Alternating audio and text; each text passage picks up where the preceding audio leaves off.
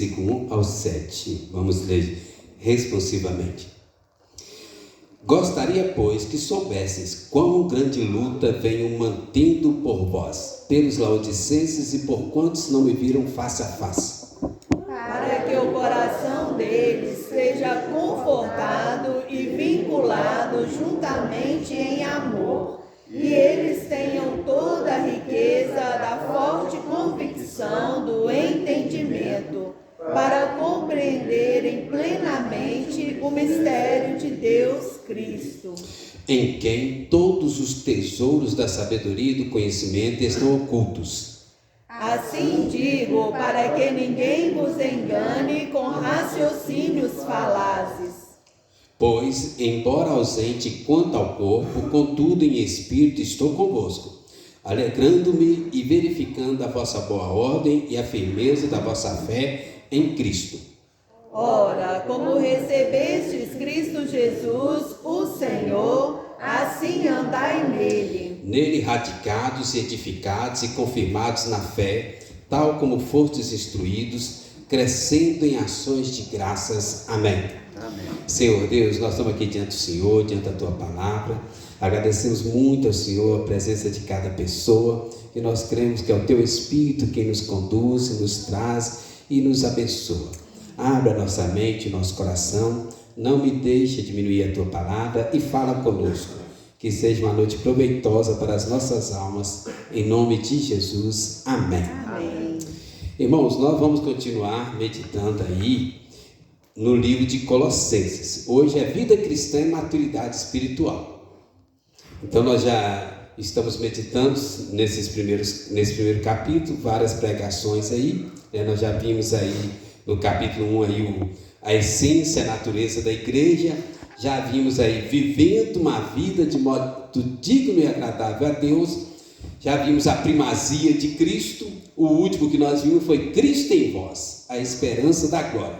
E hoje nós vamos ver aí vida cristã, maturidade espiritual, né? Esta carta que Paulo escreveu, irmãos, é interessante isso, foi escrita no ano 60 depois de Cristo.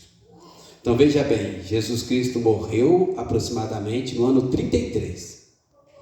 Logo após a morte de Cristo, Paulo foi chamado. Paulo foi comissionado, tornou-se um grande missionário, plantou várias igrejas em vários lugares. E aí, no final da sua vida, aproximadamente no ano 60, Paulo foi preso, levado para Roma. Agora ele está ali preso, na cadeia, e ele resolve escrever algumas cartas. Ele escreve várias cartas da prisão, algumas das quais estão aqui na nossa Bíblia, nem todas, mas algumas aqui estão, né? A carta de Paulo aos Filipenses, aos Colossenses, Timóteo, né? Entre elas, né? Filemon. Essas quatro, eu tenho certeza, fazem parte das cartas que Paulo escreveu lá na prisão. É no ano 70, e logo após ele é morto, e o Império Romano com seus soldados invadem toda a Judéia, Jerusalém, e destrói tudo. Paulo nunca teve a oportunidade de conhecer a igreja de Colossos. O amigo de Paulo, chamado Epáfras, um presbítero, que vai até Colossos e planta essa igreja ali em Colossos, e ele parecia ser muito inteligente, dá uma doutrina boa para a igreja, mas ele viaja e vai para outra cidade, e aí chegam notícias até Paulo que havia falsos mestres dentro da igreja. E o coração de Paulo dói. E aí Paulo manda essa carta para ajudar a corrigir os problemas que estavam ali. Irmãos, os colossenses, eles gostavam muito, eles tinham uma preocupação exagerada por observância de ritos, cerimônias, culto aos anjos e fantasias humanas. Então Paulo escreve essa carta uma forma bem objetiva e simples, né, para mostrar para eles que a verdadeira religião está em Cristo. Então, a carta de Paulo aos Colossenses é chamada a carta mais cristocêntrica, o livro mais cristocêntrico da Bíblia. A palavra Cristo aparece em quase todo o versículo. o tempo todo ele vai levar a fazer um link e apontar para Cristo. No texto que nós lemos, Paulo vai explorar aqui 3 aspectos fundamentais da vida cristã para ajudar a corrigir alguns pensamentos dos colossenses e levá-los a uma maturidade espiritual. Então, primeiro está no versículo 1, com relação ao próprio apóstolo Paulo, mas é importante para nós. Ele fala assim: gostaria, pois, que soubesses quão grande luta venho mantendo por vós, pelos laodicenses e por quantos não me viram face a face. Paulo nunca tinha ido naquela igreja, nem na igreja de Laodiceia, ele não os conhecia pessoalmente, Paulo não conhecia eles, mas Paulo tinha uma preocupação. Ele estava ali preso na cadeia, mas estava sofrendo pelas heresias que estavam entrando lá na igreja. E ele fala assim: olha, quão grande luta venho sofrendo por vós. Irmãos, Paulo era homem de Deus, sim ou não? Sim. Mas ele fala que ele estava passando uma grande luta. Além da preocupação com a igreja, ele passava uma grande luta, porque ele tinha sido preso. Qual foi o crime do apóstolo Paulo? O mesmo crime dos cristãos lá na área, né, da perseguição. Pregar o evangelho. Veja bem, irmãos, Paulo estava preso, foi morto logo após ele escrever essa carta e as outras cartas. Paulo foi preso, condenado, morto pelo Império Romano. Qual o crime dele? Pregar o evangelho. Pregação do evangelho. E aí ele escreve e ele fala que quão grande luta estou mantendo, passando, sofrendo por vós. E é interessante aqui, irmãos, que eu quero chegar aqui, o nosso primeiro ponto, mas eu quero que você entenda isso aqui. Olha, essa palavra luta aqui é a palavra que nós conhecemos, né? Ela é transliterada do grego agonizomai, agonia. Estou passando uma agonia muito grande pelo que vocês estão sofrendo, eu estou em agonia por causa disso. Se a gente olhar no dicionário, também pode ser um afadigamento, sofrendo voluntariamente por vós, pelo que vocês estão passando. Então, nosso primeiro ponto é esse aqui, irmãos. Olha, vida cristã não é vida sem sofrimento. Esse é um erro, e tinha ali na igreja de Colossos, é um erro e tem acontecido em nossos dias com os neopentecostais. Vem para Jesus e você não vai ter doença, não vai ter mais problema, não vai ter mais dificuldade. Não é verdade, irmãos. A gente ouve isso o tempo todo nas mídias, na televisão, né? Agora os pregadores coach, né, querem colocar o homem como centro da Bíblia, mas não é verdade. Paulo era homem de Deus, cheio do Espírito Santo, um grande servo de Deus, e ele estava passando uma agonia, grande luta, muito sofrimento por causa do Evangelho. Daqui a pouco nós vamos ler 2 Coríntios 11, versículo 23, para os irmãos verem. Mas eu quero que vocês entendam isso aqui. Paulo sofreu muito por causa do Evangelho, por ser um pregador do Evangelho. Paulo sofreu ataques externos, sofreu ataques internos dentro da igreja. Pessoas atacavam Paulo. Paulo sofreu perseguições, apedrejamento, e além de tudo isso, o amor, a compaixão que ele tinha pelas igrejas que estavam sofrendo. Hoje nós temos um romantismo muito grande com relação a ser pastor, com relação a ser missionário. Irmãos, ser cristão é endossar um cheque em branco para o sofrimento. Vida cristã não é vida sem sofrimento.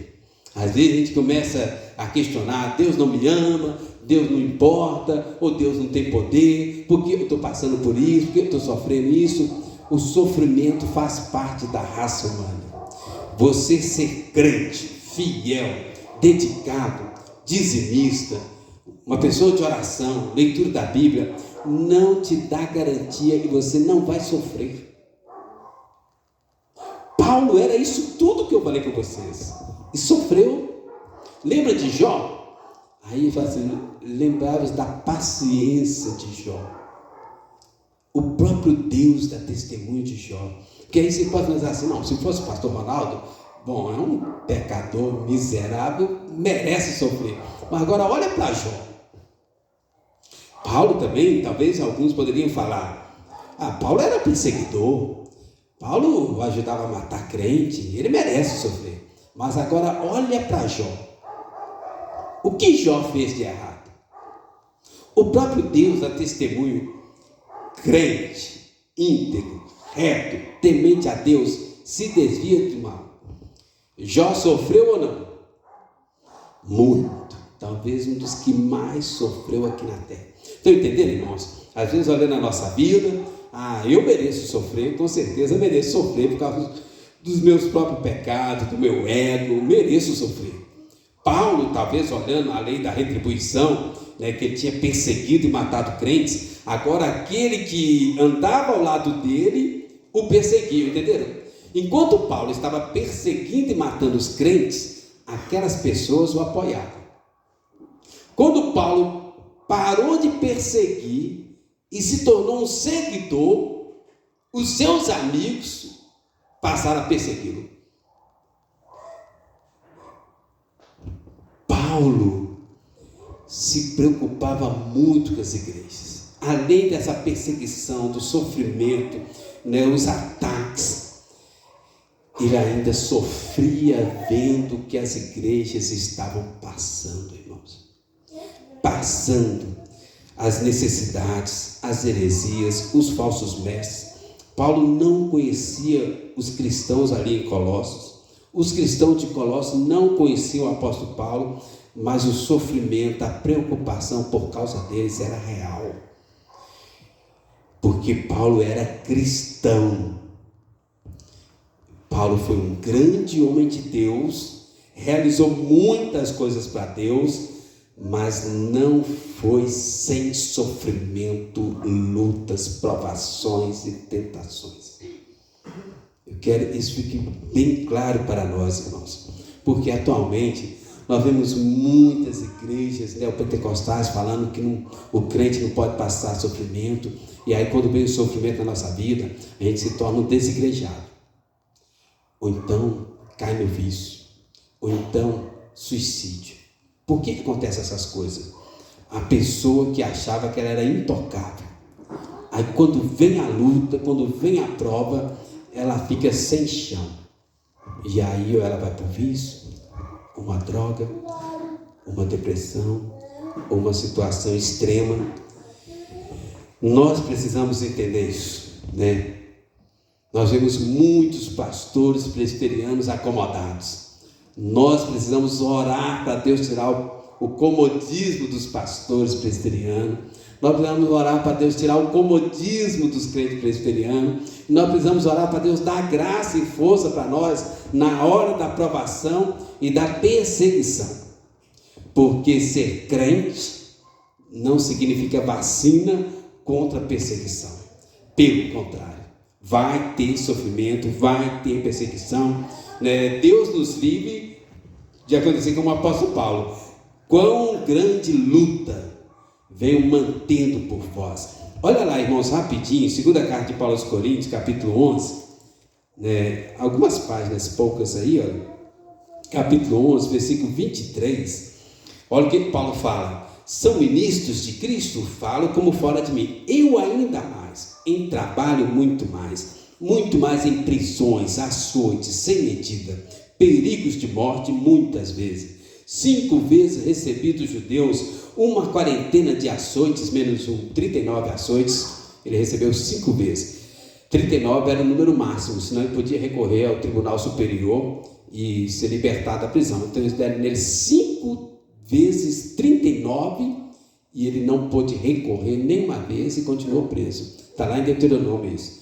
Fui 3 vezes futigados com varas, uma vez apedrejado, em naufrágio 3 vezes. Uma noite e um dia passei na voragem do mar, em jornadas muitas vezes, em perigos de rios, em perigos de salteadores, em perigo entre patrícios, em perigos entre gentios, em perigos na cidade, em perigos no deserto, no mar, entre falsos irmãos, em trabalhos e fadigas, vigílias muitas vezes, em fome e sede, em jejuns muitas vezes, em frio e nudez. Além das coisas exteriores, algo que pesa sobre mim diariamente, a preocupação com todas as igrejas. Misericórdia. Todos nós, né? A gente vê muitos jovens pastores presbiterianos, todo mundo quer ser um teólogo reconhecido como Paulo, mas ninguém quer passar o sofrimento que Paulo passou.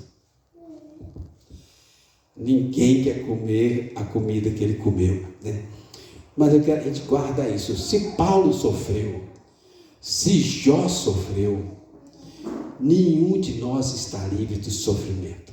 Nós temos que nos preparar em comunhão com Cristo, para que na hora que o sofrimento vier, nós estejamos cheios da graça de Deus. Amém? E não sejamos surpreendidos.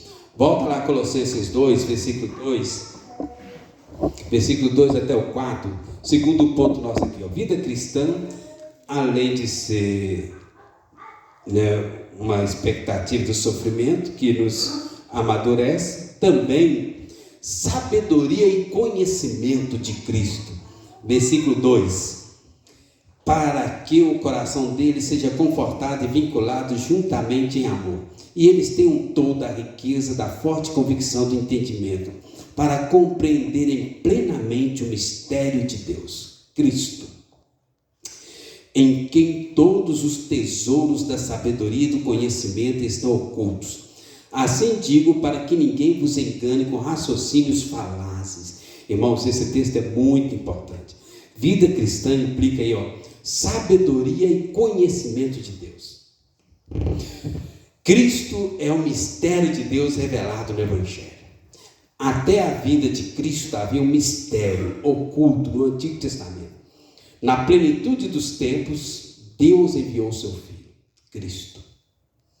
Cristo é um mistério esperado, revelado, né? A sua vida, a morte, a ressurreição, a restauração original do reino de Deus. Tudo isso faz parte do mistério que foi revelado. O mistério, ele só é conhecido quando alguém de fora revela. Deus revelou isso aos apóstolos, aos profetas, e agora tornou conhecido. E Paulo está falando para a igreja de Colossenses aqui, ó. O Evangelho revelou Cristo ao mundo. Mas o cristianismo não é apenas conhecimento intelectual. Nós vivemos uma geração de presbiterianos que tem idolatrado a teologia. Eles mudam de canais, mudam de pregadores, só querendo teologia. Ser cristão, vida cristã, maturidade espiritual, não é apenas conhecimento, mas tem que ser um conhecimento que entra na mente, muda o coração, muda a sua atitude, muda a geração, muda a igreja, muda a família, muda tudo. Não basta apenas ter conhecimento, irmãos. Tem que ser um conhecimento que gera salvação, gera maturidade, testemunho, boas obras, santidade. Não adianta nada saber todos os 5 pontos do calvinismo ou toda a teologia presbiteriana se não houver uma mudança na nossa vida. Não basta ter conhecimento, é necessário ter um relacionamento com Deus. Tem surgido hoje os presbiterianos agnósticos, os desigrejados. O que é isso? Eu creio em Deus, concordo com tudo que a Bíblia diz, mas eu não quero frequentar a igreja. Não basta ter conhecimento, precisa ter relacionamento com Deus, com a igreja de Deus. É necessário vida cristã, testemunho, santidade, diferença. Conhecimento aqui, irmãos, tem a ver com o aprendizado intelectual que nós recebemos. dos livros, dos professores. Conhecimento é bom? É muito bom. Mas ele fala também de um conhecimento e fala de uma sabedoria oculta em Cristo. O que é sabedoria? Uma capacidade para pegar o conhecimento e aplicar na nossa vida, na nossa família, no nosso trabalho, de uma forma agradável a Deus. Então, irmãos, onde eu estou querendo chegar com isso tudo aqui? Vida cristã, maturidade espiritual, tem que ser sabedoria e conhecimento de Cristo juntos. Nós não podemos conformar apenas com o conhecimento teórico. O que isso muda na minha vida amanhã, lá no meu trabalho, na minha escola, na minha família? Nós precisamos levar para a prática e não ser apenas ouvir. Sabedoria tem a ver com essa capacidade de você viver esse conhecimento em todas as áreas da vida. Em Cristo, somente em Cristo, exclusivamente em Cristo é que nós vamos conseguir essa sabedoria, irmãos. Então veja só, nós vivemos uma geração e tem acesso a muito conhecimento, inclusive conhecimento teológico, mas falta comunhão com Cristo, falta sabedoria para aplicar esse conhecimento. Entende? Nós precisamos voltar para esse conhecimento. E aí, irmãos, a gente vê os neopentecostais crescendo, as seitas estão crescendo, os desigrejados estão crescendo. Qual é o problema? Não é falta de conhecimento, é falta de relacionamento com Cristo, com a palavra, com a oração. Olha o versículo 4 aí, irmãos, olha o que Paulo percebe no versículo 4, vamos ler junto, quem está aberto aí, olha, isso aqui é muito importante para os nossos dias, irmãos. Assim digo, para que ninguém vos engane com raciocínios falazes. Irmãos, esta geração do conhecimento tem caído na armadilha do próprio conhecimento. Com essa onda das mídias, o que tem de gente com raciocínios falazes, que não tem base bíblica, seduzindo as pessoas, é muito grande. As pessoas vão lá nas mídias, adquirem o conhecimento, se apegam àquele conhecimento, acha que sabe, mas não sabe nada. É ou não é verdade? Tem surgido muita gente falando muita coisa que não é de Deus, que não tem base nas Escrituras Sagradas, que não tem Cristo na vida. E às vezes com o nome de cristãos. Tem um desses famosos das mídias, né? Aí ele está aí falando para tudo lado. Aí um dia alguém perguntou no pastor, de onde que veio esse moço? Alguém disse, ele é presbiteriano. Eu disse, misericórdia. Aí é um dos mais famosos da internet. Eu disse, misericórdia. Aí o outro perguntou, qual seminário ele formou? Ninguém soube responder. Aí depois de muitas perguntas, vai, volta e pesquisa, alguém descobriu o seminário que ele formou. Sabe qual seminário que ele formou? Nenhum. Nunca fez seminário, nunca fez nada. Ele percebeu que, olha, tem um nicho aqui que eu posso alcançar. E ele fala muita besteira. E tem muito de presbiteriano reproduzindo as falas dele no status, no WhatsApp, no Instagram. E ele fala umas frases bonitas, e fala umas bobeiras, fala um monte de coisa que não tem base bíblica nem teológica. E um monte de presbiteriano reproduzindo. Sem contar os hereges que nós temos hoje, que já foram cristãos saudáveis, e agora afastaram da palavra e estão produzindo material na Bíblia. Olha o que diz Paulo, olha, o versículo 4, ninguém vos engane com raciocínios falazes. Irmãos, Cristo, a palavra de Cristo é suficiente.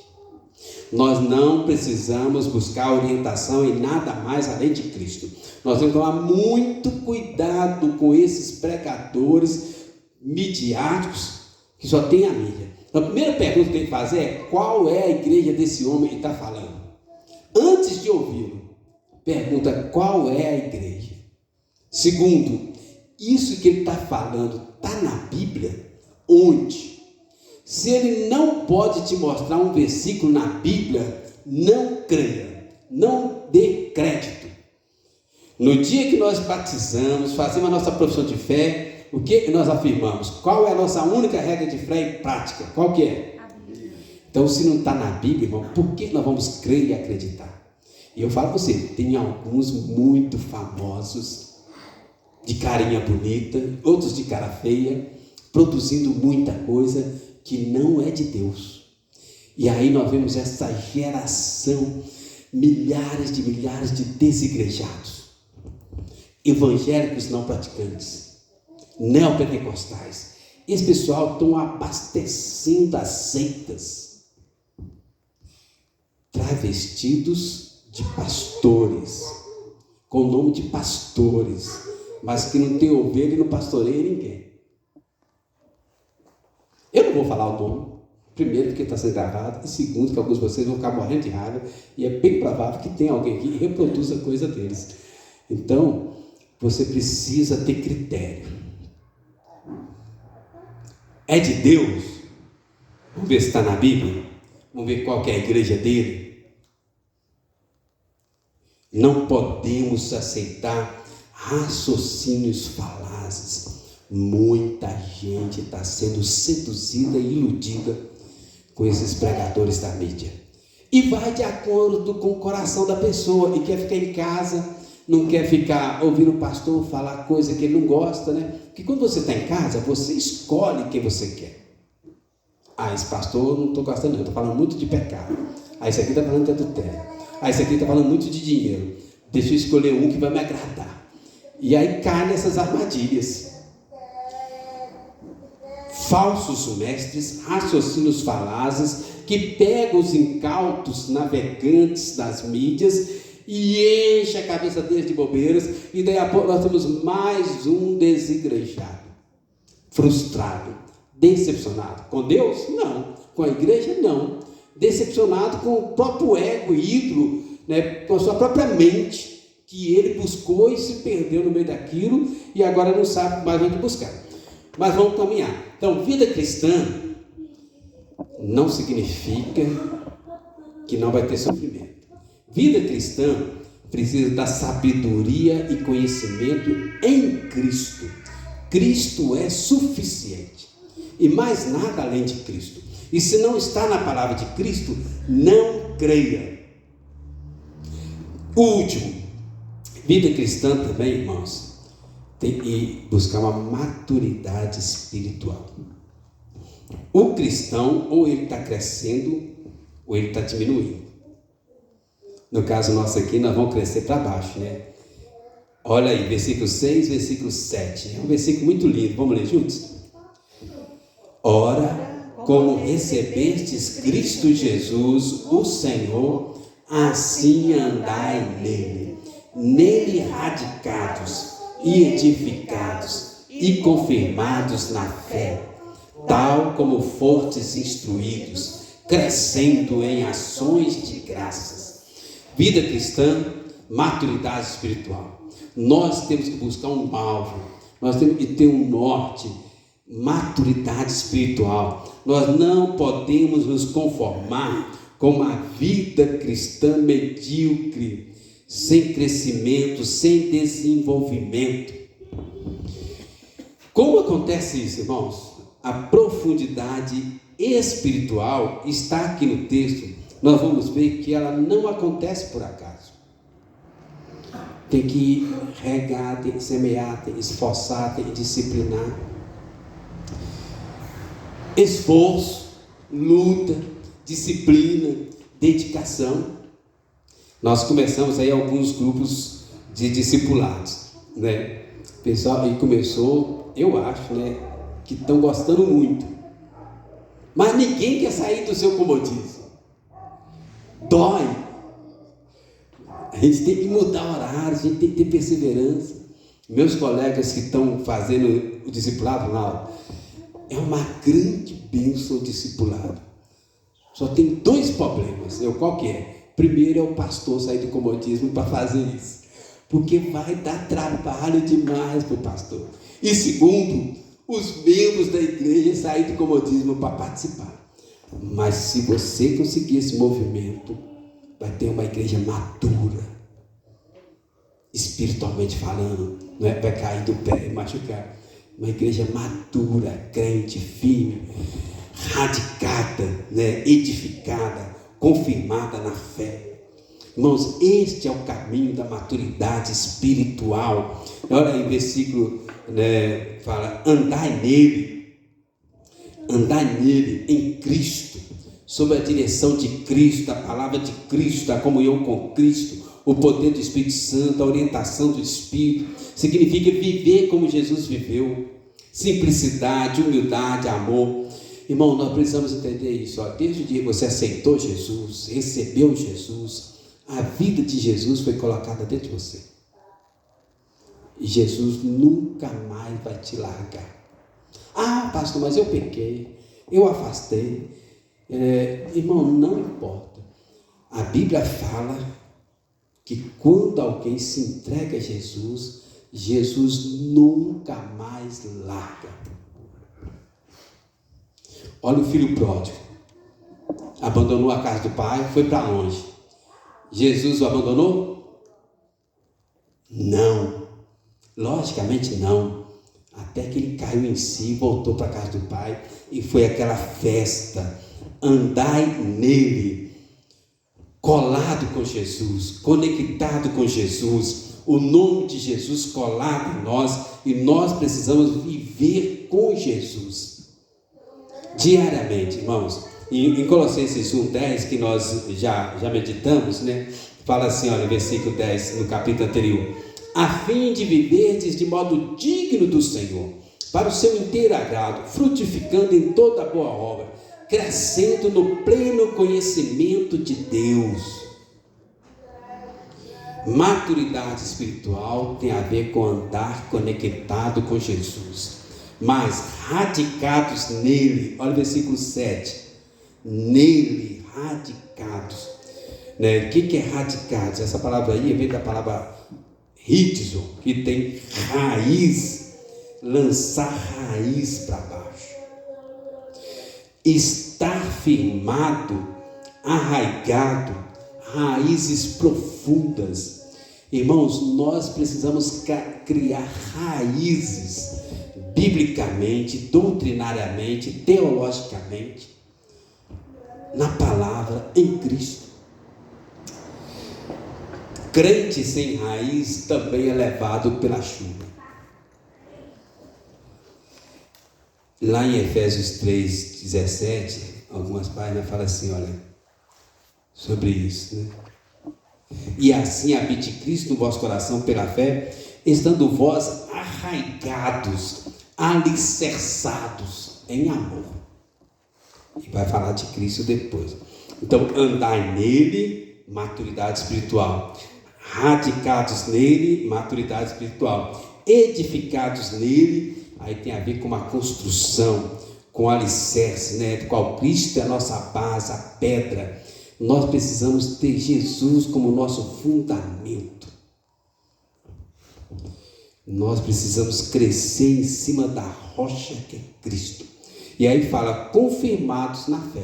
A pessoa que anda com Jesus, cria raiz na palavra de Jesus, tem Jesus como alicerce, edificado sobre Jesus.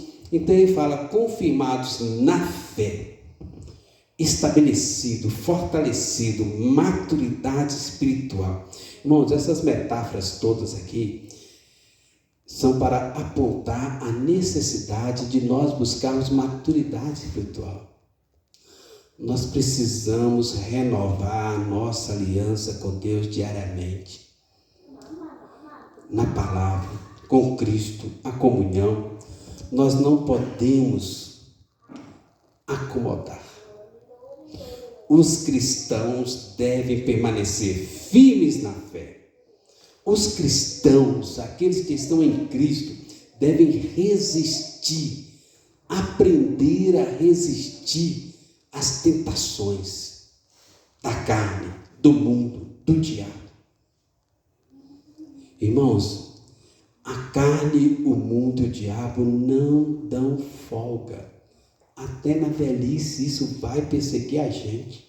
Mas a maturidade nos ajuda a permanecer firmes na fé, resistir às tentações, resistir aos falsos mestres. Os falsos mestres nunca vão acabar. E com a onda da internet, eles estão seduzindo as nossas igrejas. Os jovens, adolescentes, estão sendo manipulados. Nós precisamos permanecer firmes na fé, andar nele radicados, edificados, para resistir às tentações da carne, do mundo, do diabo, resistir aos falsos mestres, falsos ensinos. Irmão, nós temos que ficar ligados, antenados, para que essas coisas não entrem na nossa igreja. Porque no final dos tempos isso vai acontecer. Irmãos, como sabemos se essas tentações estão nos alcançando? Tudo que nos afasta de Cristo, da igreja de Cristo, da comunhão com o povo de Cristo, não é de Cristo. Entendeu? Se alguma coisa te afasta de Deus, da igreja de Deus, do povo de Deus, então essa coisa não pode ser de Deus. E nós precisamos vigiar, avançar. Eu queria ler 2 versículos para a gente encerrar, como conclusão. 1 Tessalonicenses 4:1, passa aí uma página, aí na minha Bíblia a letra é pequenininha, uma página.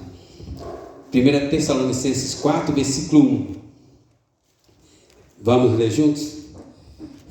Finalmente, irmãos, nós vos rogamos e exortamos no Senhor Jesus, que como de nós recebestes, quanta maneira, porque deveis viver e agradar a Deus, e efetivamente estáis fazendo, continueis progredindo cada vez mais. Continueis progredindo cada vez mais. Irmãos, a nossa igreja é uma graça de Deus, é um milagre de Deus, né? Com um ano foi organizada, tirou CNPJ, né? Agora temos 1 ano e meio de igreja organizada, né? Conseguimos abrir conta bancária, graças a Deus, depois de muitas lutas, né? Mas, irmãos, onde eu estou querendo chegar? É uma grande bênção aonde nós já chegamos. Mas não é hora de parar. Continueis progredindo cada vez mais. O nosso lema aqui, irmãos, tem que ser reforçado todo dia, ó. Amor a Deus, amor ao próximo, até os confins da terra. Enquanto existir alguém que não ama a Deus e não ama ao próximo, nós temos que continuar avançando cada vez mais. Enquanto tiver alguém que necessita o amor de Deus na nossa região, temos que avançar mais. Se tem alguém que não manifesta amor a Deus, amor ao próximo, temos que avançar mais. Se tem povos não alcançados, temos que avançar mais, progredindo cada vez mais. E eu creio, irmãos, quanto mais a gente avançar, mais Deus vai dar para nós. Amém? Deus tem muito mais para nós. E Deus está chamando a nossa igreja para fazer parte dessa obra. Não é para ser mais uma igreja presbiteriana, irmãos. Já tem 80 igrejas presbiterianas em Belo Horizonte. No colar metropolitano são 157 igrejas presbiterianas. Para que mais uma igreja presbiteriana? Se não for para isso, né, manifestar o amor a Deus, amor ao próximo, até os confins da terra, é melhor fechar. Que esse é o grande mandamento. A Bíblia gira em torno disso. Amor a Deus, amor ao próximo, até os confins da terra. Paulo não plantou a igreja de Colossenses, mas enviou um presbítero que a plantou. E plantou outras. Paulo é um grande exemplo. No meio de muitas lutas, perseguições, provações, mas avançando cada vez mais, progredindo cada vez mais. Amém? E o último versículo aí, ó, Filipenses, volta uma página aí, Filipenses 3, Filipenses 3, versículo 14. Vamos começar do 13 até o 16, vamos juntos, pausadamente? Irmãos, quanto a mim, não julgo havê-lo alcançado, mas uma coisa faço, esquecendo-me das coisas que para trás ficam e avançando para as que diante de mim estão. Prossigo para o alvo, para o prêmio da soberana vocação de Deus em Cristo Jesus. Todos, pois, que somos perfeitos, tenhamos este sentimento. E se porventura pensais de outro modo, também isto Deus vos esclarecerá. Todavia, andemos de acordo com o que já alcançamos. Esquecendo-me das coisas que para trás ficam, avançando para as que diante de mim estão, prossigo para o alvo, para o prêmio da soberana vocação de Deus em Cristo Jesus. Irmãos, onde eu quero chegar com isso tudo aqui? Deus tem algo maior e melhor para nós, como pessoas e como igreja. Nós precisamos avançar. Vida cristã, maturidade espiritual, amor a Deus, amor ao próximo, até os confins da terra. Amém. E eu falo mais, irmãos, quando nós nos importamos com aquilo que importa para Deus, Deus se importa com aquilo que importa para nós. Entenderam? Jesus falaria assim, eu tentei filosofar, por isso ficou ruim. Jesus falaria assim: buscai, pois, em primeiro lugar o seu reino, a sua justiça, e todas as outras coisas vos serão acrescentadas. Jesus, na sua simplicidade, tem muito mais profundidade nas suas palavras, Então esse é o desafio, irmãos. Coloque Deus em primeiro lugar, as coisas de Deus em primeiro lugar, e Deus vai cuidar do resto. Amém? Vamos orar?